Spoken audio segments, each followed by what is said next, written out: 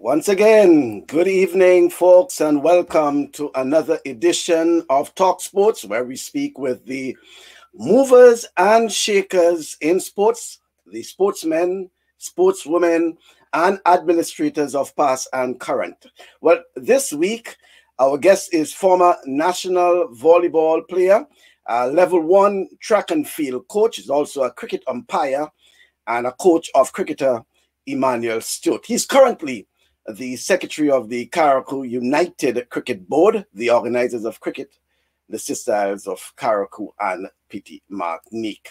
Well, Anderson Matheson, aka Leftist, joins us live from the Sister Isles of Carriacou for this evening's program. As I welcome and say good evening to you, Anderson Matheson, also known as Leftist. Good evening, Michael. Good evening, Michael, and to all the viewers and listeners of this TalkSports program.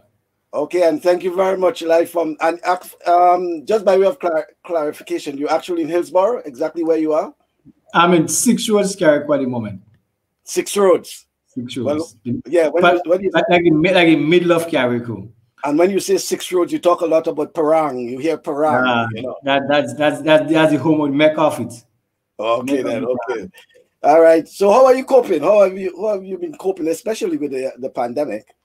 Well, it's been challenging. You know, sports has been a big part of my life, and now because of the pandemic, we cannot go there and engage in sport as we used to and we want to. So it's a bit challenging, but with life, every challenge is you have to cope with it, how to cope with it.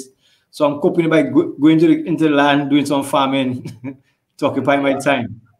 Well, it's interesting that so many people I've been speaking to and who are involved in sports, and somehow there is some aspect of agriculture in that, you know. Whether those Patricks. Go ahead.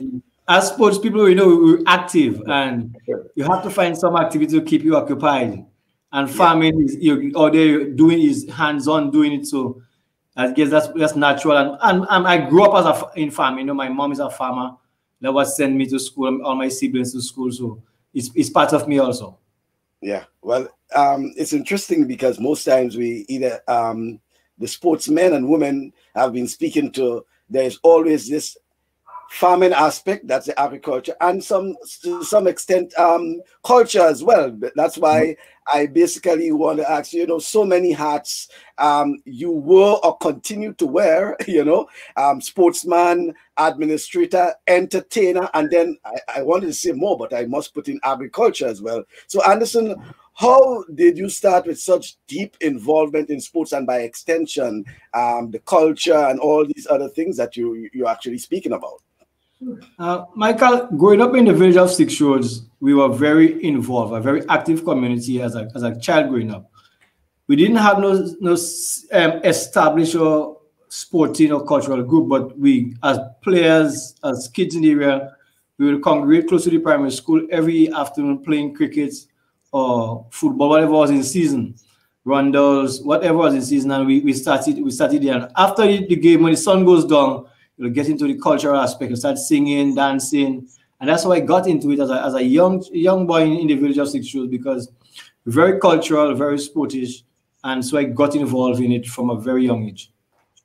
Oh well, that's quite remarkable. But specifically in terms of sports, because we know you as a former national volleyball player. But how have you been able, especially in Carriacou, where over a period of time we know that there has been talk about the non-involvement of folks from Carriacou in terms of the national representation, national teams in particular, whether it's football, cricket. But we have seen over the of recent, and you probably one example, we have seen Sebastian Steele in terms of boxing, even Emmanuel Stewart in cricket, and then there have been 1 or 2 in track and field. But by and large, there has always been a call that there should be more involvement for Carriacou in terms of national representation. So how you got really involved and being selected on national team as well? Well, after the revolution, there was this young man from Carriacou named Alfred Charles. We call him Peter. He was studying in Cuba. And after the demise of the revolution, he finished his course, came back into Carriacou, and was in charge of coordinating sports in Carriacou. And he introduced volleyball to us. I mean, a few guys used to be playing around with it, but not on a formal level. But he introduced it to us formally. So we started playing volleyball from a very young age, teenage boy. And we started entering the national competition. And then around 1988, I moved to Grenada at the time, National College. And I joined one of the local clubs in Grenada, which was Renegades, and started playing. And from there, 2 years after, I was on the national team. Okay. Unfortunately, you joined Renegades and not Acer. Surprisingly, at the time, when the Carriacou team went to Grenada, most of the guys on Renegades were guys that I knew. I mean, I knew more closer, you know, like Zaki, Bernard, and the Lynch boy, Denzel, and them guys. So I was closer to them, so I easily joined it. But after I got closer to guys on Renegades like Wayne Bob, Nat, Raphael Brafton, these guys, so we became real close. Right, yeah. Because I was one part of the Aces Club with Michael Robertson, Mackie Griffiths, and company. Yeah. Yeah. But I suppose as volleyball in particular, you know, how, and you know, for those who probably don't know, the position, and you know, not a sport that is not, I wouldn't want to say widely played in Grenada, because while there has been the demise of the club competition, I think there's some level of participation, especially in the schools, you know, the independence volleyball tournament and things like that. So, but how for junior tenure you have been able to maintain some level of competitiveness and even you know, national representation? Well, it was interesting at the time, because we started playing in Carriacou here, and we didn't have lights on the court at the time. Right. So you had to get from work. You had to go and get an early sweat. So by 6 it started getting dark. What we used to do after in the dark, we will still knock bunks around the ball, make sure that we have our footwork going, and that really got me into it. But when I got into Grenada, as is I did, I remember I even went to training. And it rained, so many guys didn't come. And me and him was on the court for like 2 hours. He was showing me some little drills to do to improve my game. And from there, I just keep going, improving my game until I got to the point where I was one of the leading spiker in Grenada, blockers, front on the court, up front on the net. I was a very dangerous player. Yeah, well, especially with that sort of height too, you will be. Yeah, but you still think there is this interest for the sport of volleyball? I mean, you're not playing competitive, but is there still interest? There is an interest, but I think more for the beach volleyball. A lot of people more like go to the beach, can play on the sand. Some guys like to dive about, so the sand's a nice place to dive about. So there's an interest for beach volleyball. I think once you get involved and you get a love for the game, then you can transfer back onto the court or the grass. But I think there is an interest for beach volleyball around. Yeah. Leftist, apart from volleyball, I know you know, also involved in other sports, including cricket, and you're qualified umpire. You also level 1 coach in track and field, and you also do some coaching in cricket itself.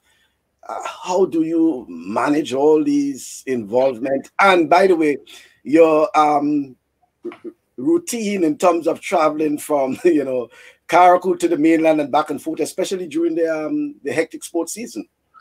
Well, it became part of my routine. For example, my first love in sports is cricket, and it still is cricket. I grew up loving cricket at the time. West Indies was the peak, was at our peak. So I grew up loving cricket, and I remember telling guys when I was young, I'll play for the West Indies. Unfortunately, that didn't materialize because of circumstances beyond my control. We didn't, at the time, grew up in Carriacou playing cricket.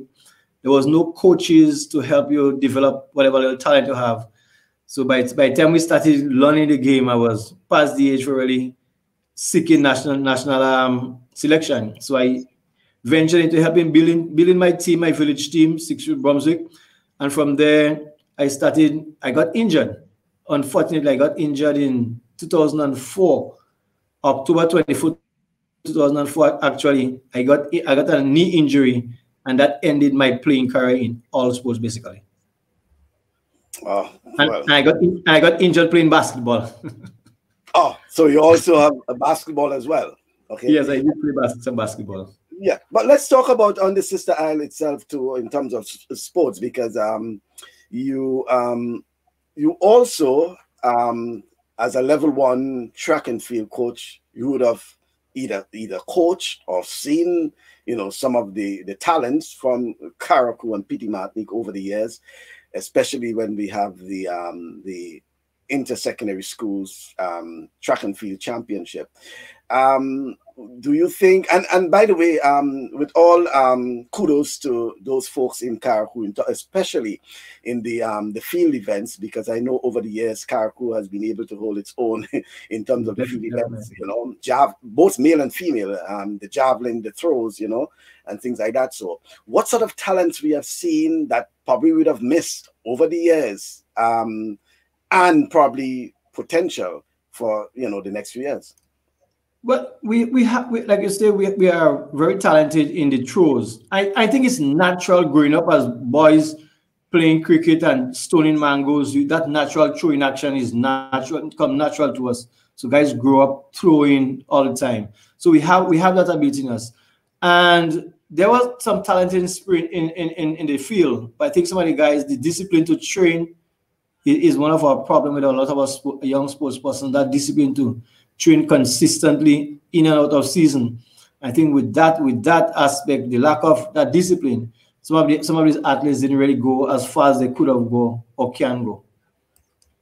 Okay, but anything to do? I know the whole aspect of facilities have been something plagued for the folks in Carriacou. You know, we talk a lot about the mini stadium, but in terms of having something proper for the folks, and especially the sort of talents we have seen coming out from the Sister Isles. Well, Michael, the lack of facilities probably helped in the well, I must say, in some of the artists not going forward. But if you're determined to make it, you'll work with what you have until you get better. Because what I've seen, I always use Emmanuel Stewart as an example. When Emmanuel Stewart got onto the West Indies under-19 team, we didn't have no facility. I'm no cricket coach, but we work with what we have. We pass on the knowledge that we was given to help him with, and he got onto the highest level at the under-19 level. So if you're determined, you'll make use of the facilities. Always not the best, but you can make use of what is there and train yourself, train your mind, train your body, and get ready. Because I always say, as an athlete, and one of our problems in our sports persons is we're not fit, and fitness is your personal thing. You got to want to be fit. So when I come to work with you, I'm working on technique and skill. I cannot come as a coach now and trying to get you fit. By the time you're fit, the season already gone. So your fitness has to be yours right through the year. You work on your fitness. So when you come to a session, we work on techniques, strategies, or some skill. Yeah, but that calls for some level of discipline. Definitely. As you said, commitment, yeah, and discip. But in the you have to want it. You have to want it. In the context of so many distractions, to you know, how do you keep these youngsters, you know, disciplined and committed to the cause? Well, what I know as youngster growing up myself, right? What we did to keep fit, we played all sports. We played all sports. I played soccer, I played basketball, I played volleyball, I played cricket, I run track and field. So fitness was never an issue for us.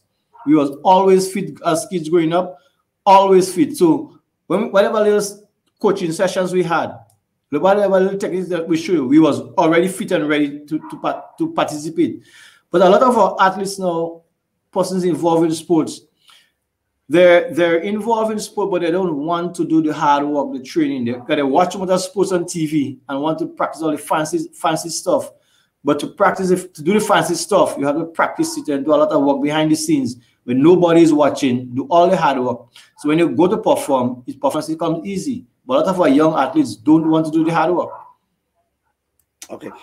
And do you think that due to a lack of, as we just highlighted some aspect of it, facility is one, and sometimes without, as you say, even though you don't have the facilities, if you have the commitment, you have the discipline, you still strive and you still make it. The case in point is a folk like Emmanuel Stewart, for example, who rose to the level of captain of a West Indies youth team, and things like that. So, but do you think more can be done for the young sportsmen and sportswomen of Carriacou?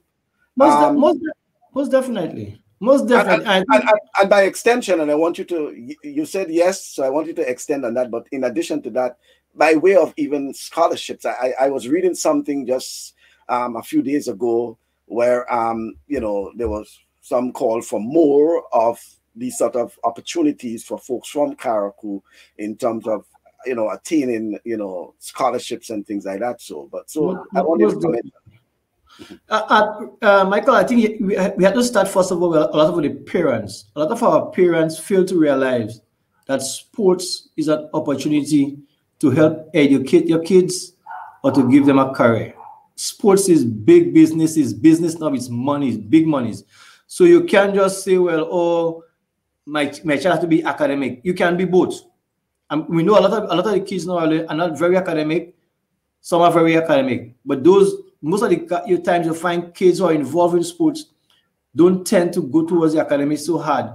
But as parents, we have to be able to manage them and let them understand, listen, you can get a scholarship to go and study playing sports for whatever career you want. So we have to get that mindset into our kids, into a lot of the parents, that here, opportunities are available for our kids to follow their education through sports.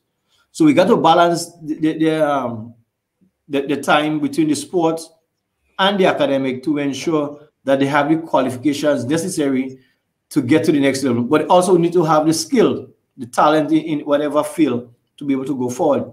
And once we start doing that, and then now we have when the administrators, the sporting administrative body or the government administration to help to give kids opportunities and let them know that, hey, if I'm doing well in sports, I'm doing well in my schoolwork, here's an opportunity for me to go abroad and study, educate myself, expand my horizon, and who knows, I might become a professional athlete in whatever field I endeavor in. And that's what we need to be focusing to help our young people and let us see that opportunities are there. I mean, I'm happy that recently we had one young man gone off to Jamaica, an athletic scholarship, and I've seen recently a young lady is leaving soon to go on a scholarship. And these are the things I want our young people to see, that there are opportunities there, not because of the academics alone, but because of the sports also. And let parents realize, hey, this thing go hand in hand. Kirani Jim is a perfect example. He did all his schoolwork, trained hard, Olympic and world champion. Mm-hmm. You think that Carriacou and Pidimatics should be much more involved in the sporting landscape, especially on the mainland, in terms of the national federations, football, cricket, netball, just name it. That, but yes, most definitely. Mm-hmm. If you look at probably all the sporting discipline, Carriacou has shown that we have talent with limited facilities, limited resources. We are producing national players at all levels. We have national boxers, national cricketers, national volleyballers, national netballers, and we athletes. We have persons going to Carriacou and performing well. And we have the idea that because we're from Carriacou, and we're at a disadvantage in that a lot of the time the senior coaches are based in mainland Grenada. They will come to Carriacou for a weekend, a week, and they'll work with some of the persons in the schools here, the PE teachers in the schools, or a few of the coaches around to help bring them up to speed. But to impact directly with the athletes is limited. The exchange with the senior coaches at the different levels in Grenada with the athletes up here is limited, but they do come. I know athletics come, cricket have some, football have some every now and then, netball probably, but the direct contact with the senior coaches is not there, and that helps, and is not helping in the development of our athletes as fast enough. And I think the Grenada Football Association has made the bold step, and I think it was part of the constitution, or in the revised constitution they included a spot for Carriacou on the board, right? If I'm not mistaken. Yeah. Yes, right? that is there. That is there. Okay, right. Go ahead. I think Mr. Luther Ren is now the Carriacou rep on the GFA. Right, and which is a step in the right direction. What's about cricket? As secretary of the Carriacou United Cricket Board, and I know year after year, it's not spoken a lot about, especially on the mainland, but there appears to be a lot of cricket played in Carriacou, including even a Masters tournament. Most definitely. Well, Michael, cricket is the most probably organized sport in Carriacou at the moment. We as a board, Carriacou United Cricket Board, we came together in 2001 to form this Carriacou United Cricket Board, and at first the objective was to get our youngsters, school stars, into Barbados or Gaffel Supers tournament, and from there we started realizing, okay, we can do local cricket and help develop our cricketers here, because that first trip to Barbados, we saw that the boys out there were not in much better than us. our boys have the ability. We just don't have the expertise to help them to get to the next level. So we decided to invest heavily into the cricket. We started bringing in coaches from Barbados and Grenada to work with our boys. We started investing in equipment, started investing in towing teams coming in from England and Grenada, St. Vincent, Barbados, coming in to play with our boys. And I can remember, I think, if I'm not mistaken, Kima Roach. I first saw Kima Roach play cricket in Carriacou here. He came down with Comamere Foundation School in Barbados and played in Carriacou here. And we had youngsters at the time. The big man now, Kenrick Masurin. He actually went to India with a West Indies schoolboys team from the South Africa Supers tournament. Kima was part of that team. He went to India with that team. So we had the talent, but just the opportunities. And at the time, it was hard to get onto the national, onto the Grenada team. As I carry on, the talent was there. Our boys were performing, but they just couldn't get onto no team, not the under 15, not under 19, not the senior team. We just couldn't get onto the team for whatever reason. Until probably in the last 10 years or so, it has changed, and I can see that in terms of getting onto senior to national representative teams in cricket, it has become a lot easier for Carriacou. And generally, and I'm just playing devil's advocate, is that one of the reasons why Carriacou has gotten so involved in sporting competitions in the Grenadines? I know in terms of track and field and other things that there is something about the sports and the Grenadines and Carriacou's involvement as part of it. Well, Michael, it's twofold. When you have teams in Carriacou playing against themselves, after a while, there's a kind of stagnation. You can't really go and play against the same set of players. You know what they bring to the table. So we decided that going to the Grenadine Islands, to Union Island, to Canawan, to Bakeway, to Mairo, you meet players who have never seen before, never know what they are. So it gives our guys to be able to think on their feet, to be able to work out guys, if you're a cricketer, to work out bowlers or work out batsmen on your feet, on the game, and to help to develop your game. So that was one of our reasons. And secondly, it's cheaper. It's cheaper to go across the Union, jump a boat, a group of guys, you pay $200 and a boat will drop in Union Island, and you'll play cricket for you and come back the night. In Grenada, it's a more costly experience.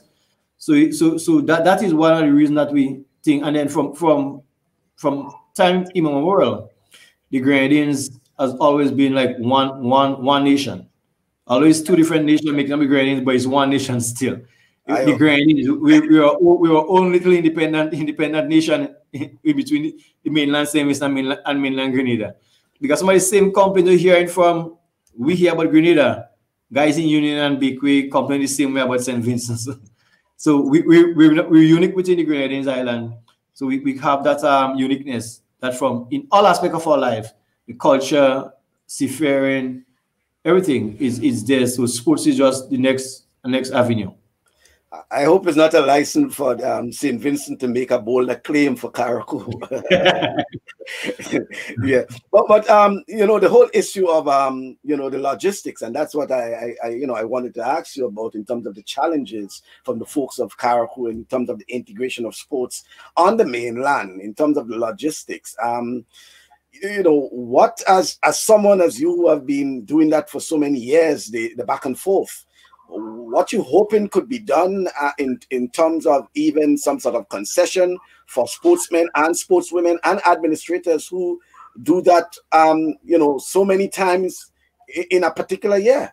Well, for example, most times teams from Carriacou coming to Grenada, their house at the stadium, upstairs the stadium, and sleep on mattress, and it's not the best accommodation.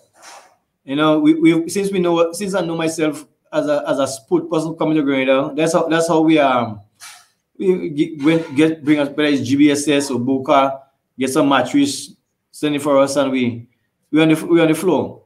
And that I think that has to change. When sports person travel, I think the accommodation should be a lot better. So some sort of kind of hostel should be set up for guys to come have a decent bed.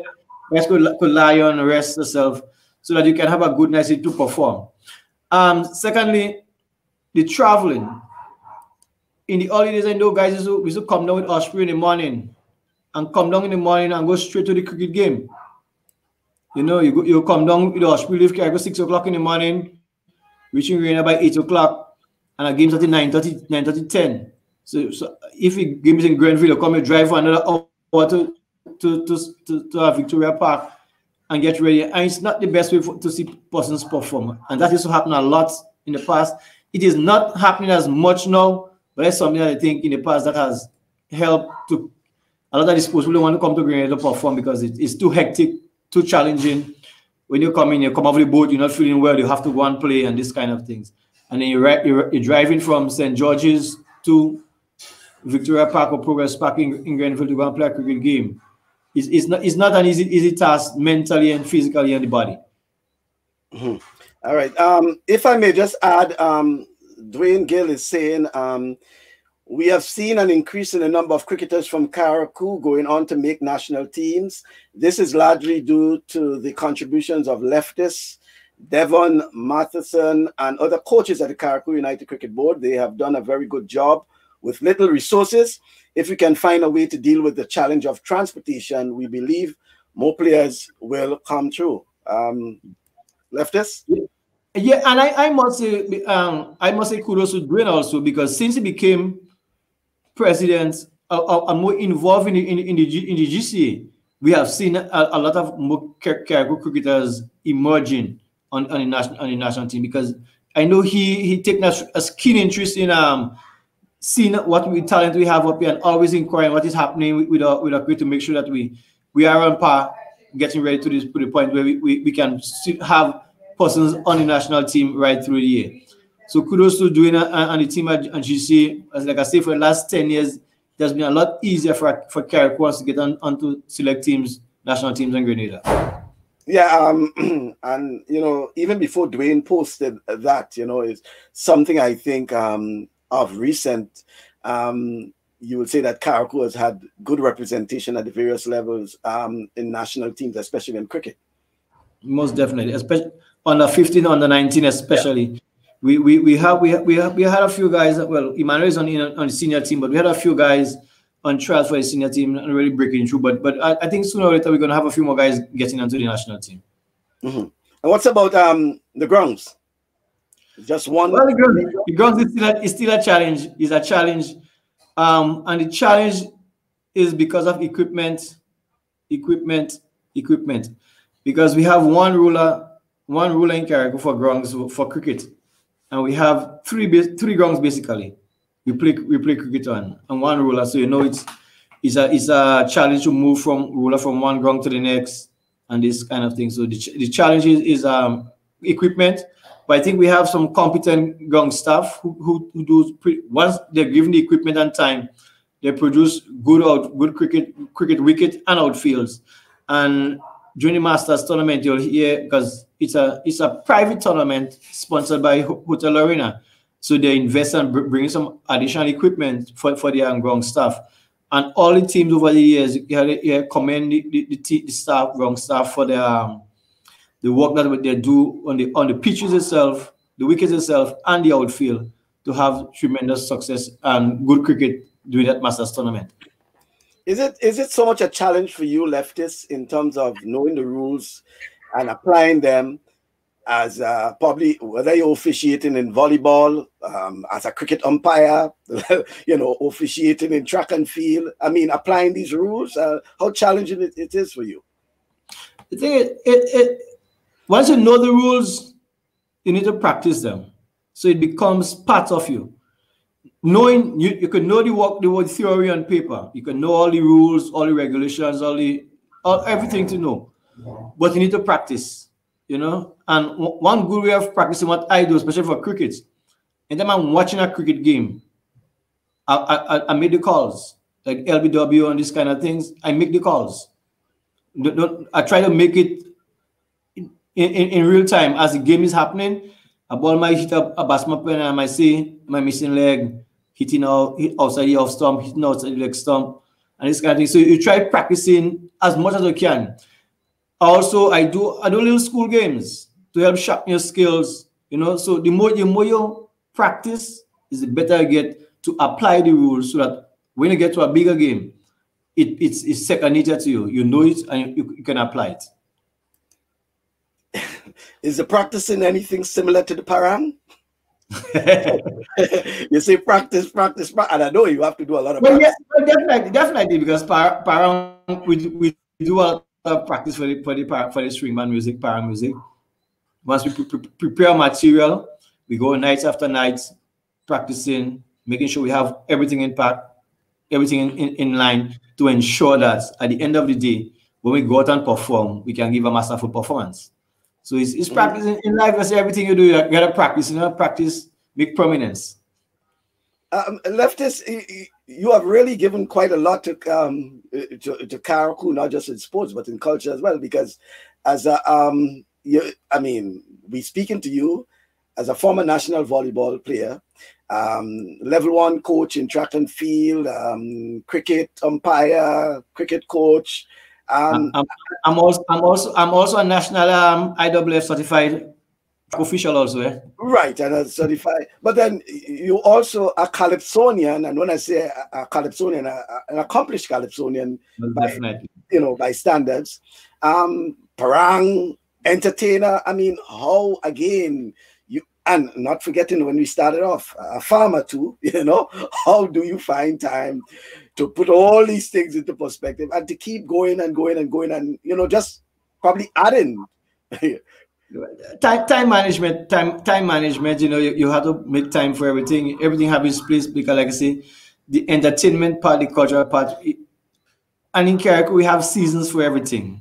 So you have to know some of the seasons intertwine, because the cricket and athletics can intertwine with the Calypso, because in the first part of the year we have the Calypso, Carnival in February, we have cricket, we have athletics during that first part of the year, and then as we go on down to the end of the year, we have football, we have the parang, and so you have to manage it, because but once you know what time is it, what is coming up, you prepare yourself and make the necessary adjustment to your schedule to ensure that you can participate and give 100% in whatever you're doing. But in a small environment in Carriacou, I mean, isn't it overwhelming that, almost every night you may have to be out and about? There are times it's challenging, but it's not overwhelming, because once you're doing something you love, again, it's easy to do. It becomes easy on you because you enjoy doing it. So once you go out there and you're doing it, it becomes part of you. So yes, there will be tiring nights, but next day you up and once you rise in the morning, you're energized and ready to go again. So that's and then, like I say, once you're doing something for love, it's easy to always get that energy to go out there and do it. Okay, let's talk about some of the talents that we should be keeping eyes on coming out from Carriacou and PD Martinique across the board in terms of whichever sport, whether it's football, cricket, track and field. Who are some of the talents we should be looking out for? Okay. Well, like I was saying, there were a young man who had gone off to Jamaica, Zane McFarlane, in an athletic scholarship. And Zane is, I tell you about a determined young man. He does sprints. He's a very determined young man. He started working with Shortbury, and now he's gotten a scholarship to go off to Jamaica. And then there's Asharia Ino. She should be going off shortly to Jamaica also. I think she do 400 and high jump. She was on the character team last year, I think. And that's athletics. There are some young athletes who I think that we can, if we nurture them and put them in the right direction, we can see them coming through on the national scene in due course once things settle back and we have the intercall and the national primary school games and so forth. In cricket, we have some youngsters. We have a youngster, I would say, Kelly Sanju. He's a little left arm batsman, and he was the former captain of the under-15 team, but he has now graduated to this under-19. He's a talented we got to look for. We also have Josh Edmond. He's out of under-19 now, but looking onto the senior, he's a wicketkeeper batsman. Josh Edmond, Nicobi John, Isaiah Simon, all these are past under-19 national players. Kazari Charles, all these guys are guys who have been at the under-15, under-19, under-17 level. And these are guys who on the cusp of going to the next level. So once they continue working, they can get there. At the senior level, we have guys like Ricky Alexander, Mikel Joseph. Mikel, you should remember Mikel from character days, Chewing Jag with Anderson Peters. Yeah.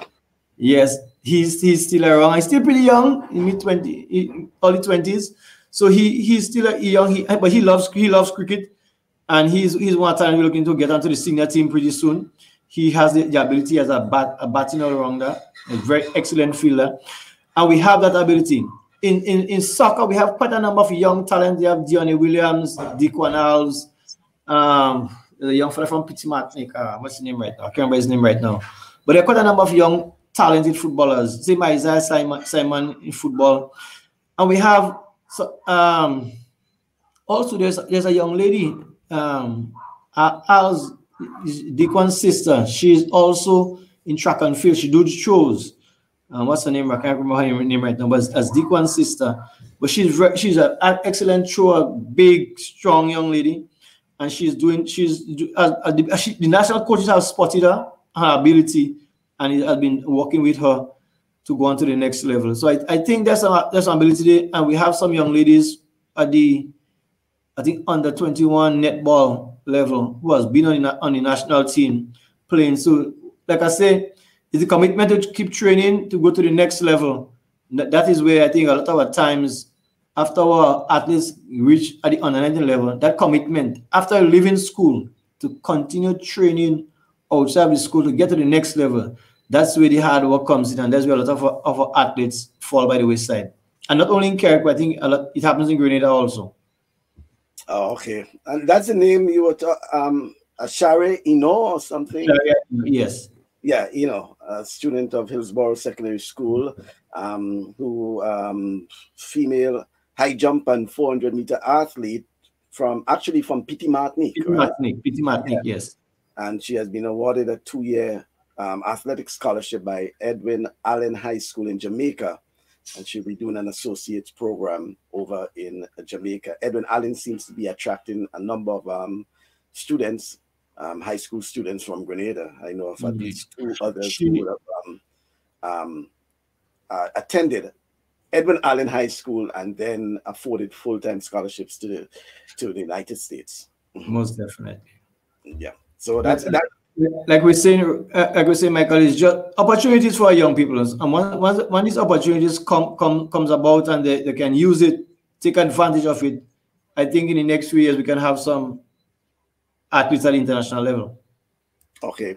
Let's get some comments out now. The business places should sponsor some of the sporting events in Carriacou. While you're on that, what is the level of support you folks have been having from the business community on this style? Well, they do support. I mean, especially athletics, doing that athletic season, cricket, they do support. These are two main sports they support. I know that they do also some support to the boxing association, because there's a vibrant boxing association now with Sebastian Steele and the team. But the businesses that they do contribute, and if you look at during the track season, almost all the schools are sponsored by one of the local businesses in Carriacou. I know for a fact Hillsborough Secondary School, Paddy's Enterprises, one of the sponsor. It's an annual sponsorship they have there. And some of the other schools are sponsored by other businesses around. In Carriacou, like I say, the market is not a big market, so whatever little you get from these businesses, you accept it. And then you do go on to mainland Grenada. We know the Grenada Trade Center sponsors Harveyville Government School, also in track and field. So some of these businesses, they do their parts, but at least, as we always say, more can be done. Mm-hmm. Another one, enough respect to Leftist for his contribution to the sporting and cultural life of Carriacou, P.D. Martini, and Grenada. That's coming from Toro. Leftist, with two secondary schools on the island, in Carriacou in particular, so therefore, folks would have either attended Hillsborough or Bishop. Is there a serious rivalry among the schools? Not really. I mean, you come on an afternoon and see the guys training. Most of the time, they train and you're not sure which school is they attend. As you get closer to the competition, you know the teams will get closer together. But general, you see guys come in the park on evenings and train. And they'll train with each other. And I know short periods will be working with a number of athletes from both schools. So they're there. But when the time comes for as you get closer to competition, you know, natural adrenaline rivalry comes in. But it's not a serious rivalry in terms of Hillsborough Secondary and Bishop's College. It's a rivalry on the day of sport. But after that, we're good again. Yeah, well, good to know that they actually train together at times. And I know you mentioned the name about twice or three times. Shotpree himself has been making a lot of contribution to sports as well on the sister side, right? Definitely. He did some work with a lot of our athletes in athletics, and then he well, last year he didn't do it, but he ran a football competition also. And he's involved, you know. He's involved, you know, just talking about it. He gets out there and he's on the field with the athletes, working with them. And when he can push them, he pushes them. Mm-hmm. You know, I mentioned, and I will get back to sports in a while, but I just wanted to get in that because, you know, I mentioned in the introduction your involvement, you know, in terms of culture, the calypso and parang in particular. So I just want to spend just a little EDBs on the whole issue of parang, especially for those who are listening. You know, how you folks, Leftist and company, do get to, you know, sit down and come up with your lines for your annual parang banter. How do you? Well, Michael, is what happens throughout the year in Carriacou. You'll be around, you're hanging out on the block and you hear, oh, you know what happened with this fight? What happened with this guy and his girl? What happened with this fight in the shop? So we get the information and we put it together, and the idea is to make it humorous, you know? So you get together, there's like 2-3 guys, sometimes you alone get an idea, you write it down, you run the band, one of the other band members and see how can we nice this up to make it fun, you know? Because at the end of the day, you don't want to really malign people and be malicious. To me, parang is about fun. I mean, some people take it very seriously, but it's fun. And as far as I'm concerned, when the parang season, Christmas season done, it's all over, because I write hundreds of parang verse, and believe you me, if somebody play it back to me, I don't know it. Because as far as I'm concerned, when the season is done, it's done.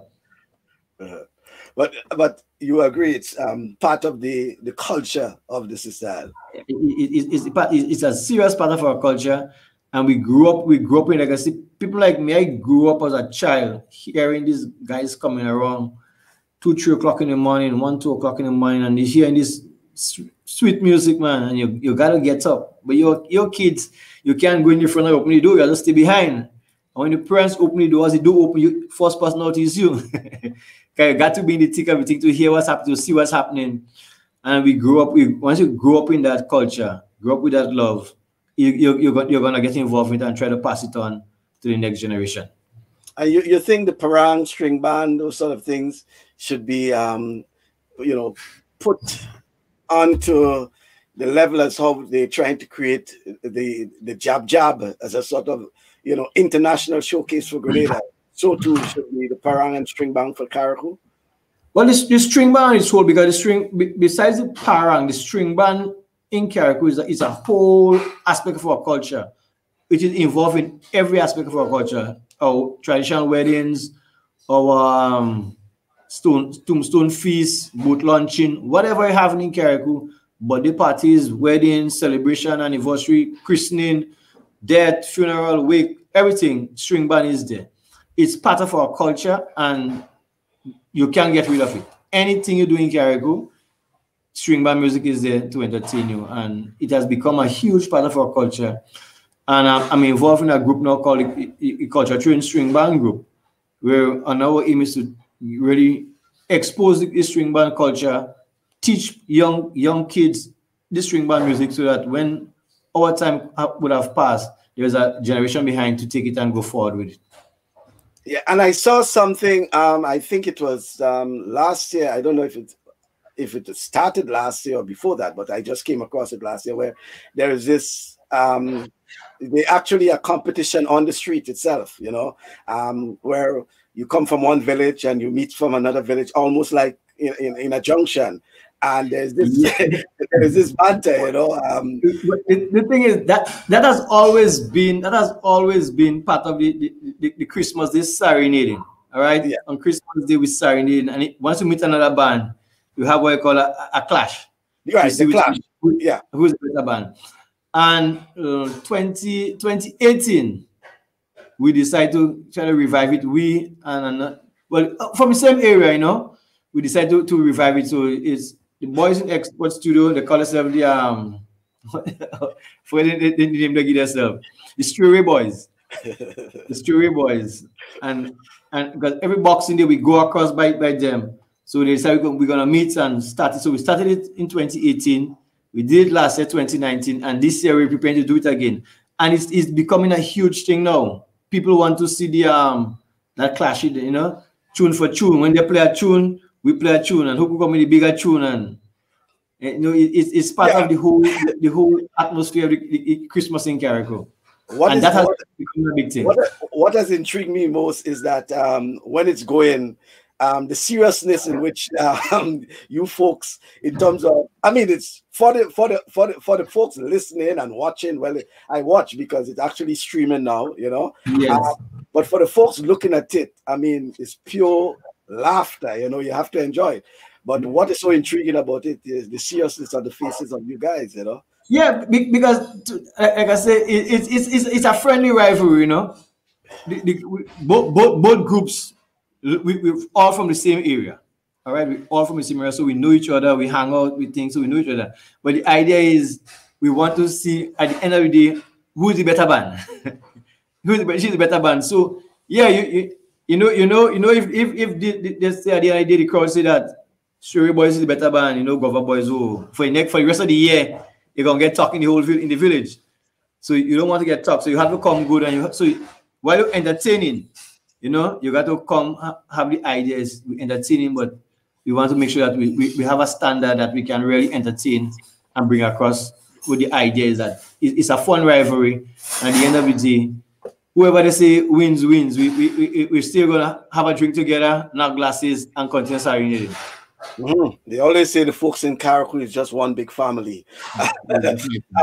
Yeah, but getting back to the sports now, what you see come 2021 for sports in Carriacou, with all the challenges and all the setbacks we have had, what do you see as some of the personally, what you think or what you would like to see happen for sports in Carriacou come 2021?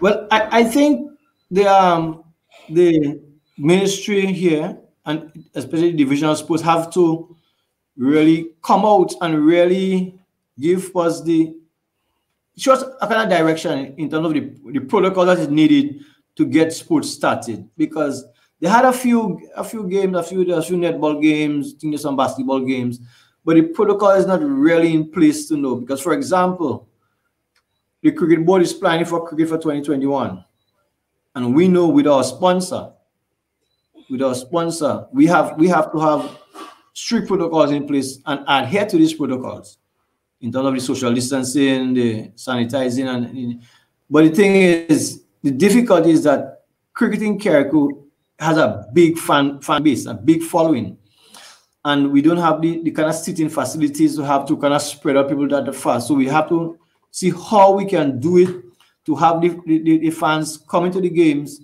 spread out, the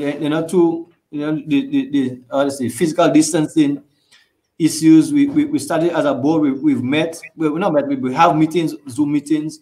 How we gonna do these things, and how we gonna socialize, how we gonna entrance in the gate with the sanitizer in and out, how we gonna do the bars, the lines, and this kind of thing. And the ground staff has started putting down marks on the bleachers for persons to be sitting, and all these things. To look at how we're gonna set up with the teams are gonna set up, how we're gonna set them up, the sitting arrangement for teams under tents and this kind of thing. So we have started looking at it, but I think as a ministry, they should take some lead in terms of getting this sporting discipline. Listen, this is what has to be done. Get permission from the police, get permission from health, get permission from the ministry, or whatever permission is needed to do what we have to do to ensure that 2021 you can have some level of sport. Because the fact of the matter is, without the sport being organized, it's become terrible for a lot of persons, and not just the sports persons, but the fans. A lot of fans, when the evening come, the weekend come, they want some place to go to relax and just watch a game. So it's really difficult that we are and interesting going forward. Oh yeah, I wanted to really ask in terms of the appetite for sports on the sister island. I'm glad to know that the folks are urging for something to take place. Well, right? Definitely. I mean, I heard there was a netball game a couple of weeks ago, and there was like 200 persons on the court, and there was no social distance. I didn't understand, but I understand it was. In terms of the crowd was there because people want some place to go, but there was no social distancing. Like I say, we some of the persons are still taking our chances with the COVID because we have not recorded any cases in Carriacou, so they're still taking some chances. But the idea is we're going forward. We have to make sure the protocol is in place so that we can adhere to the protocols to ensure that we keep ourselves, our patrons and our sports persons safe from this COVID-19, because it's serious disease out there, and we don't want persons coming to the games and getting infected. And the fact of the matter is, for cricket, I know for sure, our sponsors wouldn't want the name associated with an event where these things are not in place. Okay, and you have been meeting, as you say, virtually in terms of the Carriacou United Cricket Board. What sort of, once you get the go-ahead and, things are organized, what sort of competition we should be expecting? Well, what we want to do, right, once we get a go-ahead, we're looking at the 5th or 6th and 6th of December, that weekend, to do a dry run, to have like a 10 festival, to dry run to see how the protocols are going to work. And once because we don't want to start the tournament in 2021 and have issues. So we do dry run the weekend of the 5th and 6th of December. And so we can see what we did, what can be improved, what we will keep there, and what we need to tweak. So that in January, when we start with the T20 tournament, which is normally sponsored by Corp Bank. The T20 tournament starts in January, and then March, we start our 40 over domestic tournament. And interestingly, this year, we only had the T20 after the place shut down. We had a number of players from Grenada coming to Carriacou and playing with teams in Carriacou, helping strengthen some of these teams and making the competition an even more interesting competition. Oh, okay. Well, that's interesting to note, you know. And it seems as if, as you said, that with the sort of support you have been receiving from the Grenada Cricket Association and the Dwayne Gill-led administration, that things are looking up for Carriacou in terms of cricket.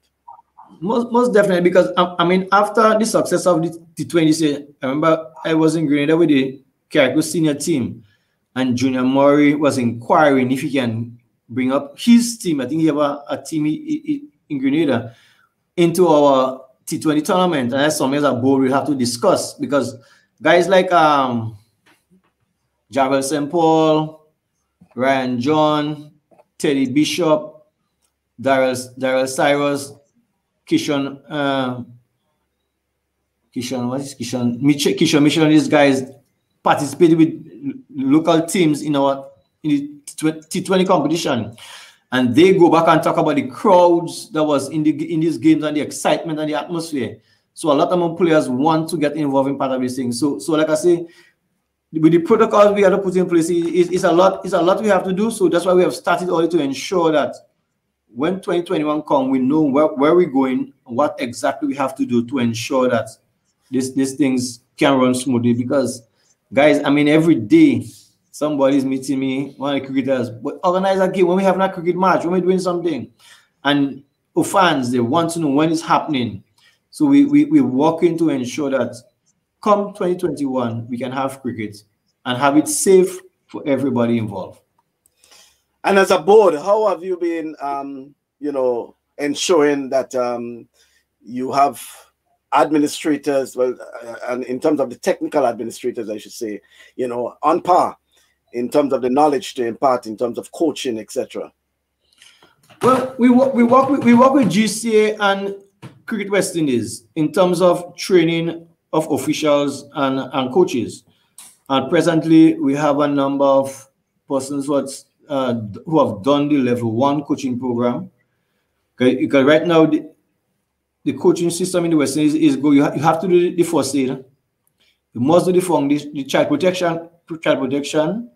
Then you have to do the foundation course before you can do the level 1. So we have, I think, 2 or 3 guys who have done the level 1. We have a number of guys who are preparing to do the foundation to go on to the level 1. And that's how you improve. We also have guys trained, myself and Mr. Michael Fraser, who is the head of the umpires in Carriacou. Some young guys working with training to ensure that we get guys qualified. I think recently we had one guy who had passed the theory, which is Imran George. And we have two or three other guys who should be doing the exam next year, next August, once it is available, to ensure that we get more persons qualified as umpires. And those guys go and do it because they have the idea of the game, but they don't have the knowledge and have the certificate to say, yes, we have done the test and we are qualified to umpire these games. Okay, and will there be a Masters question coming out? Will there be a Masters T20 cricket next year? Well, T20 cricket tournament next year. Yeah, hopefully, like I say, once protocols are in place and the sponsor is willing to continue the sponsorship, there will be a tournament, because I mean it's something that is looked forward to by a lot of the cricketers, the senior cricketers from the USA, Trinidad, St. Vincent, and Grenada, and Carriacou. So I think once things settle down and protocols are put in place, we're going to have a Masters T20 in 2021. Okay, then. Well, you know, look at that hour has, fly by, has been a pleasure talking with you. Nice to know that things are looking up for the folks in Carriacou. And I just want to, encourage you. I like your commitment. I like your dedication to not just sports, but to the culture, to the arts in Carriacou. Something I've been following for quite a while. To be honest with you, I've lost track and count because you're involved in so many things. I had to ask you exactly what you are in. I know you keep adding. I never knew about the agricultural aspect, the farming aspect, but it's something I have to get familiar with now and accustomed to. I can say, my mom is a farmer, and I grew up in farming, getting up all the mornings to go and study animals. I mean, you grow, when you grow up with that, as you grow older, you might kind of move away from it, but as you get older, you go back to it. You see, you always go back to your foundation, you know, and agriculture. That always go back to the foundation. You know, okay.